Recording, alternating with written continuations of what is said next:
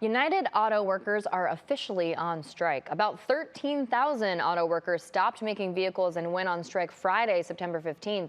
This is after their leaders couldn't bridge a gap between union demands and Detroit's big three automakers. It's the first time in the union's 88-year history that all three companies are being targeted at the same time. This includes Ford, GM, and Chrysler's owner, Stellantis. I'm Stephanie Haney, and in this edition of In the News Now, we look at the UAW strike, its impact on the auto industry and beyond. When the strike began, only a few plants were targeted, with thousands walking off the job.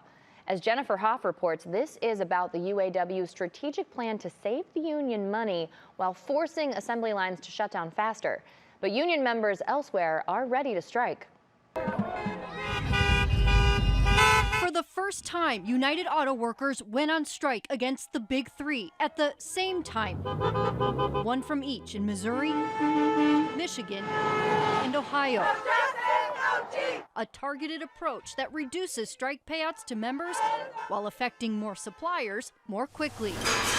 Like Twin City Die Castings in Minneapolis that produces 100,000 parts for General Motors every year and risks closing depending on the length of the strike. Is what the UAW asking for from the big three too much? Absolutely not. Union member Will Lehman works at an assembly plant in Pennsylvania making Mack trucks and also ran against Shawn Fain for president, who narrowly won earlier this year. Will Shawn Fain get you guys what you want?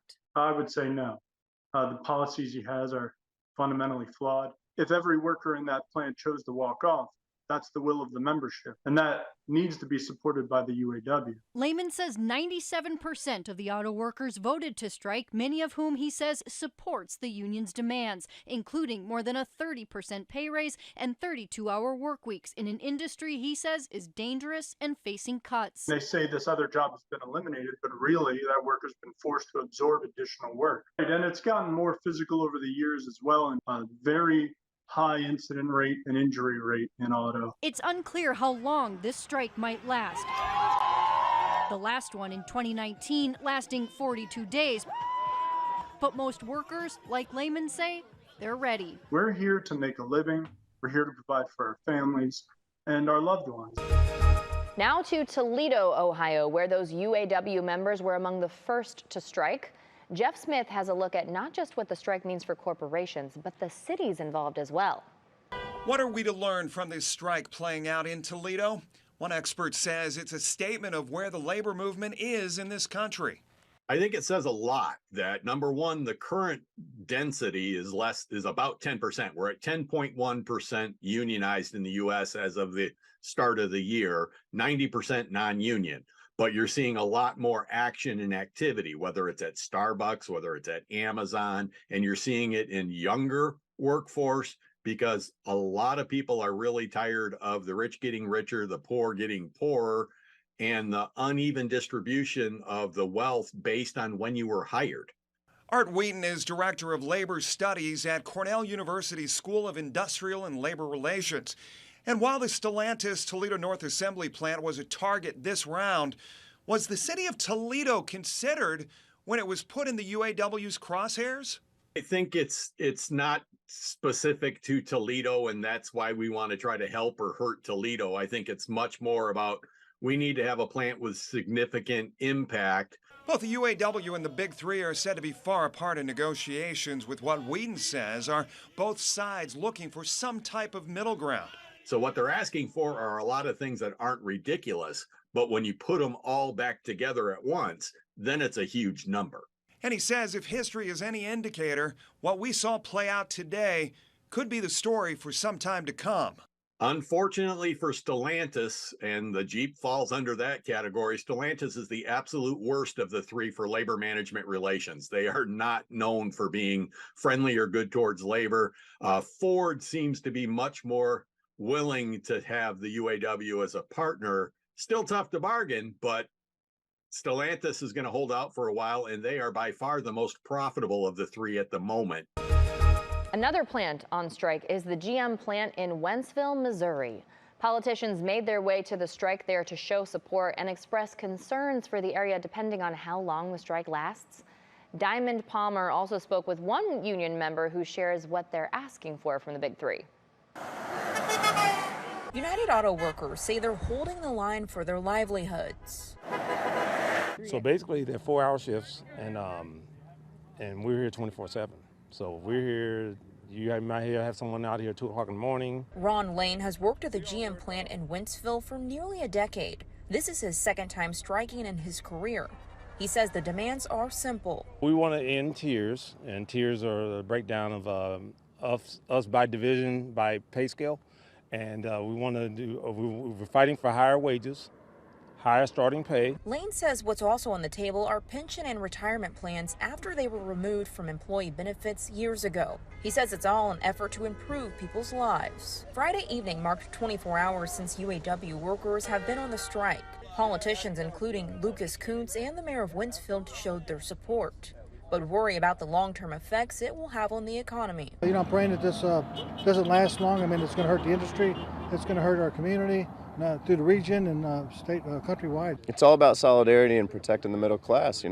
What they're asking for is just to catch back up on really the sacrifices they made to keep these companies afloat. According to strikers, nearly 4,000 people work at the GM plant in Wentzville. Lane says they're ready to stay on the picket line for as long as they have to. But we're fighting for more than just ourselves. We're fighting for the entire UAW. Ford and GM announced hundreds of temporary layoffs for non-striking employees in Michigan, with more expected in plants in other states like Kansas. This is due to the ripple effect of the strikes in assembly plants, which will mean a shortage of supplies needed in other places. Diamond Palmer again has more on the impact. 17 years ago, James Barlow got a job making cars at the GM plant in Wentzville. Things were different then. He's 62 now and almost ready to retire, but joined the picket line demanding better pay for workers coming behind him. They started us out at $21 an hour as a temp then. So it's a lot different. These guys are coming in at $15, $16 an hour. Workers are on strike around the clock outside of the gates surrounding the GM plant in Wentzville. That's where we found UAW Local 2250 President Katie Deathridge. She fielded the phone call from UAW's international president asking to make Wentzville a battleground for the historic strike. You start losing momentum, you start losing hope, you start losing faith. So we see this momentum still continuing there, and he's fighting for us. We're down here supporting him. Sunday, United Auto Workers International President Shawn Fain was on Face the Nation. He says the members are fed up with falling behind.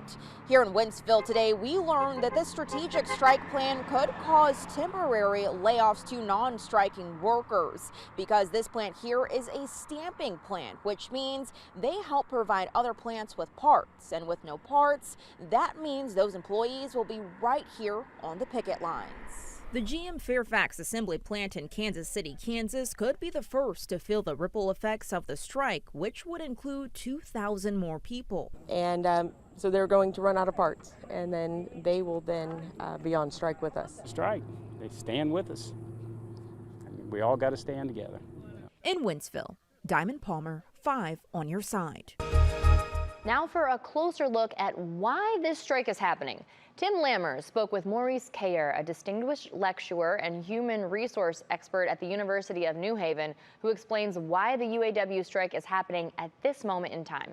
Our understanding is that this is the first time in the 88-year history of the union that it walked out on all three of those companies at the same time. Normally, they would just strike against one, get a new contract, and then use that for contract talks with the other two companies. So, first of all, why the change, and how is that going to change the negotiating terms? Yes, well, you've said it well. They've used that pick a company first and then get them to go on their hands and knees and then model that for the other big two or big three companies. So they're doing this now because they feel they have a lot of leverage. There's a tight labor market in the U.S. and the automakers are flush with cash and profits. The UAW, United Auto Workers unions, feel that executives have been squirreling away a lot of that money, engaged in stock buybacks and so on. So they feel that this is a way to target all three at the same time, although you might call it kind of a soft start. there's a belief fairly widely held that it's not going to be protracted months, for example. It's going to likely be settled in weeks. And this is a soft start. If there's not much progress between management, the automakers, and the UAW negotiators, you know, they're going to ramp it up. It's going to spread to some other plants as well. But at least they have a foot in the door now, and they could use that to monitor their negotiations. Yeah, it seems like they're taking the incremental approach, but instead of just doing it one automaker at a time and trying 3 strikes to get 3 chances at incremental gains, now they're just incrementally ratcheting up the pressure, like you said, maybe starting to target more specific plants and areas first and adding others later. What do you think of that strategy, just in terms of how it might work? I mean, I know we don't have a crystal ball. Well, it spreads the pain a little bit, right? And it's not disproportionately impacting only workers at General Motors or Ford or Stellantis. So it has that going for it. In other words, it has broader support among the UAW members, which is something that they have to be concerned about, you know? And the UAW members are more likely to say, yeah, let's proceed. We're behind you. Right. Now, one of the things they're looking for is, I should say, not one, two. First of all, a 40% raise, and then they want to work 32 hours for that 40-hour rate. And they're not even offering any counter proposals to what the big 3 are trying to propose for them. So normally, you know, sometimes you wind up with an out there starting point, and the idea is to negotiate back. But if they're not counter negotiating, is that a feasible position for them to be taking? Well, it's still, we've only begun the strikes. You know, it's only happened. And as I heard one picketer say this morning, you know what? We ask for the world and we settle on a country.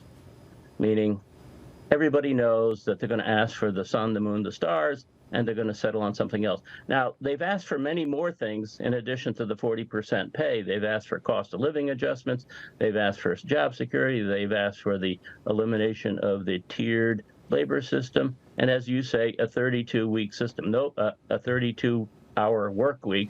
Nobody thinks that they're going to get the 32-hour work week. You could almost consider it as a throwaway. Okay, we'll concede on this. But we still want, okay, $30, a 30% increase. Right, yeah. Put something on the table with the intent that that's the one thing you can take away. Right, there's that old saying, you don't get what you deserve, you get what you negotiate. So that's just one of those tactics. President Joe Biden has sent 2 of his top aides to Detroit to help resolve the auto workers' strike. He also spoke about the strike at the White House, expressing sympathy for the union and suggested that the big 3 automakers share their record profits. Auto companies, and I've been in touch with both parties since this began over the last few weeks and over the past decade. Auto companies have seen record profits, including the last few years, because of the extraordinary skill and sacrifices of the UAW workers. Last night, after negotiations broke down, the UAW announced a targeted strike at a few big 3 auto plants. Let's be clear, no one wants a strike. Say it again, no one wants a strike. But I respect workers' right to use their options under the collective bargaining system. And I understand the workers' frustration. Over generations, auto workers sacrificed so much to keep the industry alive and strong, especially through the economic crisis and the pandemic. Workers deserve a fair share of the benefits they helped create for an enterprise. I do appreciate that the parties have been working round the clock. And when I first called them at the very first day of their negotiations, I said, please stay at the table as long as you can to try to work this out. And they've been around the clock, and the companies have made some significant offers. But I believe they should go further to ensure record corporate profits mean record contracts for the UAW. Let me say that again. Record corporate profits, which they have, should be shared by record contracts for the UAW. And just as we're building an economy of the future, we need labor agreements for the future. Right now, union support is surging to levels we haven't seen here in the U.S. since the 1960s. New polling from Gallup shows 2 in 3 Americans are in favor of unions. And this extends not just to the auto industry, but the writers striking in Hollywood, too. Logan Perrone has more on the strengthening of the labor movement in the U.S. The U.S. has found itself in yet another labor movement, best shown by striking writers and auto workers across the country. Whether it is at a Starbucks, whether it is in more local situations, people are taking stronger actions on employers to show that they want their workers to be respected. Steve Catanese is the president of one of Pennsylvania's biggest union for state workers, which just negotiated new contracts for nearly 10,000 state employees. He says employees gained leverage during the pandemic, with emphasis placed on essential workers who began asking, what can I do to have some control over my own situation? And the natural conclusion, I think, for a lot of folks seem to be coming to a union. And a lot of people are supporting them too. Gallup polling shows that 2 in 3 Americans approve of labor unions, a number similar to labor movements in the 1960s. Catanese also points out that today's union workers tend to fare better than non-union workers. Regardless of race, regardless of gender orientation, a union worker is going to bring home more, and the differences actually tend to be higher for marginalized folks. But you're looking at differences in take-home pay that can range 10 to 20% more on average. The Bureau of Labor Statistics backs that up, showing on average, union workers bring home $187 more per week, or nearly $10,000 more each year. And following an August ruling from the National Labor Relations Board that gives employees another path to unionization, Catanese says the ball is in the workers' court. It's now or never! Are they more empowered now than in the last 4 or 5 years? Absolutely. A ruling like that does it, but also the general flavor and the general wave of union activism, I think, gives workers more power. This strike will impact the entire auto industry. A stop at the big 3 automakers can force the smallest of companies making automotive parts to close. And that's what one auto store in Minnesota is concerned about. Jennifer Hoff went to Twin City Die Castings ahead of the strike to talk about their concerns. In business for 105 years, Twin Cities Die Castings produces parts for some of the largest automakers. Yeah, it goes on the vehicle by your mirror. But its CEO says the clock is ticking on whether the plant shuts down. There will be suppliers that do not make it through this. Todd Olson predicts the United Auto Workers will strike come tonight, targeting specific plants at Ford, Stellantis, and General Motors, potentially stopping assembly lines then within a week. If they're not building automobiles, they do not need the components that we supply. Some 200 employees here have survived strikes against the big 3 before, most recently in 2019. That lasted 42 days. Olson planning to lay off temporary workers and cut down on overtime if it happens again. If it goes much more than 30 to 60 days, it's going to impact our employee owners. Potentially, if it goes longer than that, it could affect the whole country from a recession. A $500 million a day hit to the economy that would have a ripple effect across the country, especially on car prices, as union workers demand hefty pay raises during a time when the labor movement continues to rise. Reports suggesting all the sides in this case are still very far apart. And then they form this in a mold. Olson, meanwhile, says his company will stick close together as the deadline draws nearer. Negotiations on a deal are ongoing, and as for those who are looking to buy a car right now, dealerships are staying open because they are independent franchises that aren't owned by the car company whose logo is on the building. But the prices for vehicles might get more expensive. We will keep you up to date on what happens with the strike. Thank you for watching this edition of In the News Now. I'm Stephanie Haney.